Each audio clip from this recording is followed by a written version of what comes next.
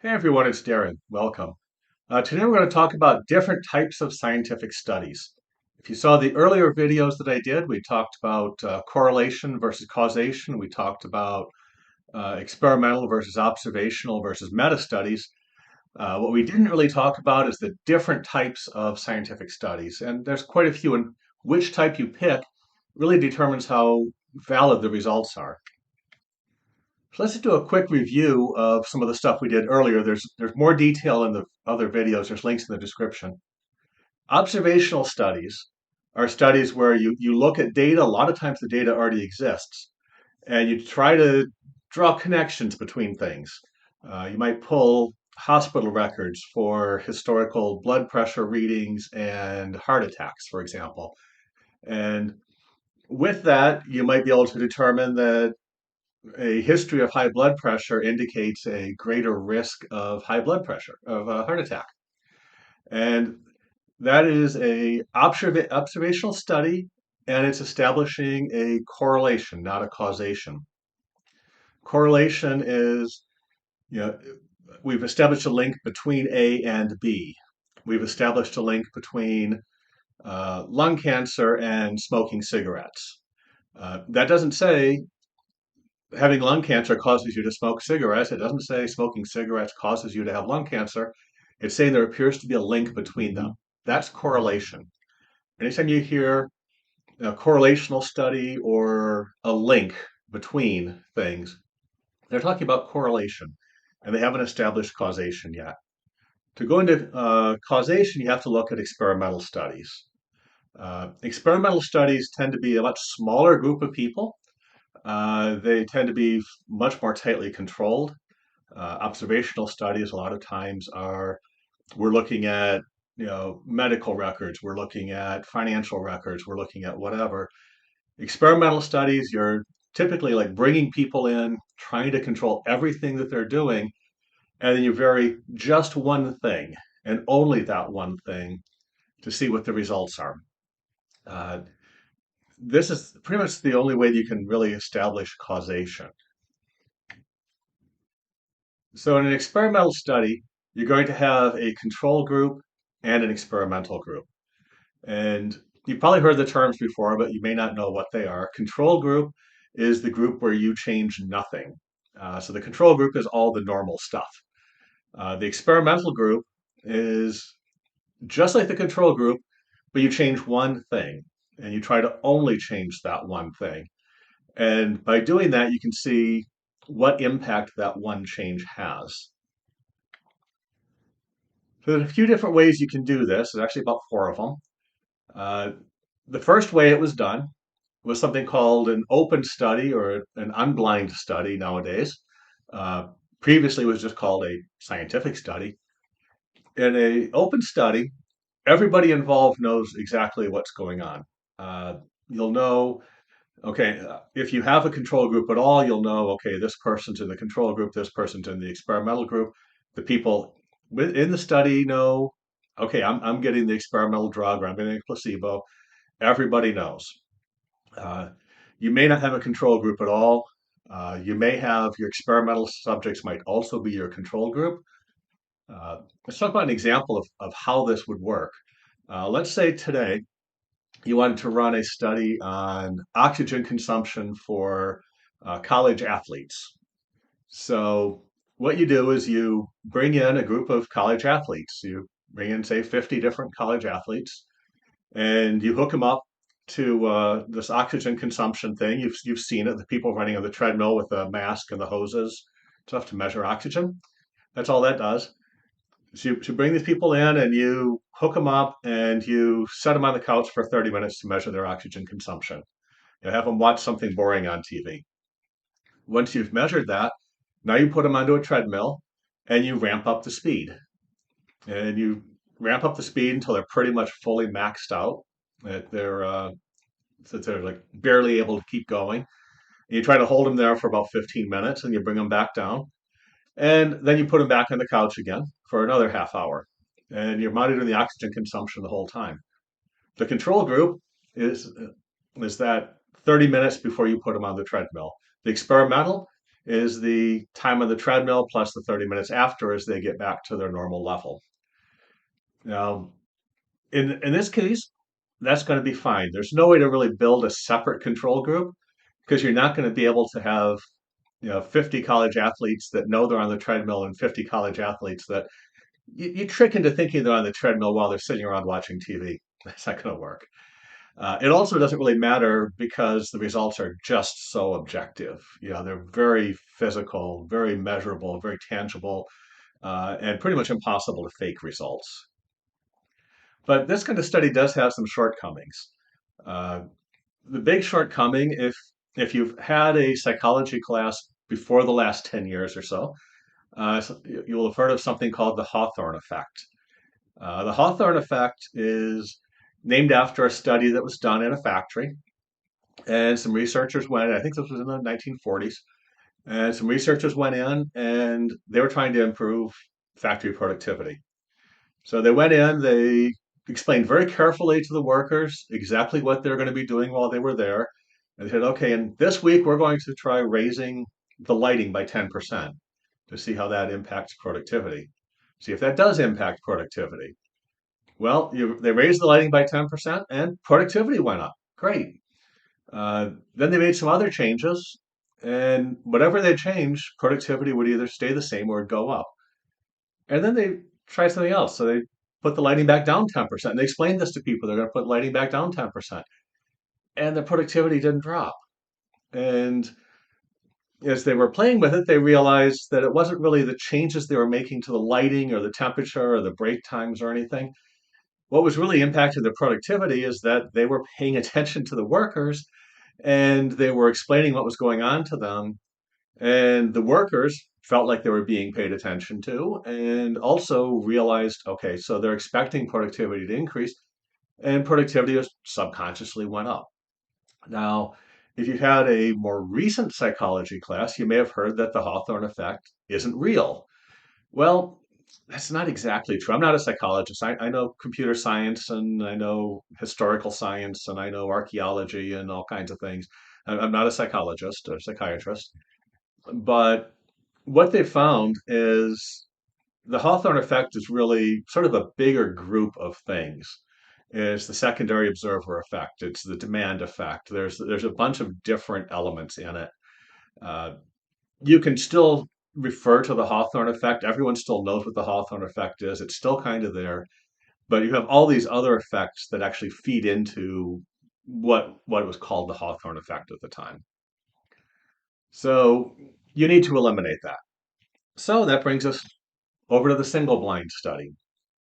In the single blind study, you add a control group. Uh, Now, research ethics do still state that you must explain what you're doing to your research subjects. You can explain to your research subjects that half of them will be in a control group and half of them will be in an experimental group, and that they won't know which is which until the end of the study. And that's perfectly ethical. So you add this control group. So if you brought in 50 people for a study, 25 of them are now your control group and 25 of them are now your experimental group. You randomly assign them. The participants in the study itself, your experimental subjects, don't know if they're in the experimental or control group. Uh, us use a different and a theoretical study here that we can follow through with this one for the next several. We're going to test a new drug to help people stop smoking. So in this new study, uh, we're going to bring in, say, 50 people. There'll be 50 men in their 50s who have all smoked at least a pack a day for at least 25 years. And that kind of really narrow focus, that's kind of what you shoot for in a experimental study. So we've got these 50 people in, and the people on the site have randomly assigned 25 of them to be experimental and 25 of them to be control group. Now they're allowed to smoke as much as they want. They live on site. We know exactly what they're smoking, what they're eating, what they're drinking. We know everything, how much they sleep, all of it. And anytime they want a cigarette, they just go up to this one desk and say, "I want a cigarette," and they're given whatever brand they prefer, one cigarette. But then come back all they want. So the first week, you measure how much everyone's smoking. And then the second week, uh, first thing in the morning before breakfast, the everyone comes and they get a capsule. It's a white capsule. They all look identical. Half of those white capsules contain this new experimental drug. Half of them contain a placebo. And the experimental subjects do not know which is which. So what you'd expect to find is that some of these, well, first thing you're going to end up with is that everybody is going to smoke less, or really close to everybody will smoke less. What you would hope to find, of course, is the experimental group would smoke far less, but everyone will actually smoke a little less because they know that's what's expected. And a lot of this, you've heard of the placebo effect, that really does work. But there's still shortcomings here. The experimenters themselves can skew the results inadvertently. The person that's handing out the cigarettes might hand a cigarette to somebody that he knows is in the control group and say, "Oh, here you go." Whereas when somebody in the experimental group comes up, "Oh, I think you'd be smoking less than this by now. Are you sure you need this?" Okay, well, here. And that's going to skew the results still. Uh, and researchers can even attempt to skew the results without directly saying who's in the experimental and who's control. They can inadvertently or intentionally skew the results. So it's still not perfect. So now we go to the double-blind study. Now the double-blind study, we'll look at the same stop smoking study here. The person who is the subjects, they don't know who's experimentally controlled. All the people interacting with the subjects, the people cooking their meals, handing out the cigarettes, whatever, they don't know either. The only person who knows what's experimental and what's control, some other person somewhere else who actually made up these capsules and labeled the bottles 1, 2, 3, 4, 5, whatever, stuck them in a box and dropped off the box before the study began and has no contact with anybody in the experiment itself. That's the only one who knows who's experiment and who's control. So this means that the experimenters can't skew the results. They can't intentionally or accidentally say, "Are you sure you want this cigarette? That drug should have been doing something by now." Uh, because of this, this is often considered to be the so-called gold standard of scientific studies. In the stop smoking study that was mentioned, nobody can actively try to skew those results because nobody that's actually involved in the experiment itself really knows what's going on. They don't know who's experiment and who's control. Now, there's shortcomings of the double-blind study. It does cost a little more. Uh, also, you can still skew your results during data analysis, and that can be done intentionally or accidentally.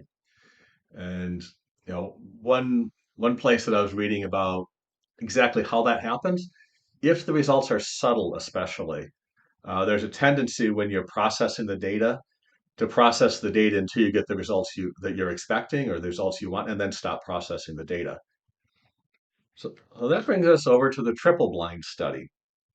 Now, in the triple blind study, it's kind of like the double blind study, except all of your data then goes to data analysts who also don't know who's in the experimental group and who's in the control group. And they're just processing the data, but because they don't know what's what, they also aren't able to actually skew those results. Now, if we saw, in the double blind, if we saw the control group cut their smoking 25% and the experimental group cut it 75%, that'd be a pretty solid result. But if we saw that the control group cut their smoking by 45% and experimental by 55%, you might be able to play with those results a little. The other thing that sometimes happens, and has happened a lot historically, although less so more recently, is that uh, experimental subjects who don't really fit the results that you expect, there's sometimes been a tendency to throw those out as outliers or say, this is bad data, so we're going to discard this subject. And doing that until you just get to the point where your data actually gives you kind of what you're looking for. Not really a legitimate way to do it, and that gets fixed with a triple blind study. Again, it costs a little bit more because you're bringing in a whole separate group of people to process your data if you weren't already doing that. And it can also be a little more difficult to actually analyze your data if you don't know how to group your data. So, that can complicate things. If you have huge results that are objective and easily measurable, not going to be a problem. If you have fairly subtle results, though, uh, this may bring into question whether you actually got any results. So hopefully that helps. Again, if you want some more information on experimental or observational or causation correlation, check out the links down in the description. And before you go, I do need your help to support the channel. If you could like this video, if you learned anything from it, if you want to see more, hit like. Also subscribe and hit notify. If you comment on the video, any questions or comments down there, that really helps bring people to the channel because that tells YouTube people are actually interacting here. And finally, I do have a Patreon page over at patreon.com/data analysis excellence. If you could help out there, that'd be great. Memberships are just a few bucks a month. Thanks again for stopping by. I look forward to seeing you with the next one.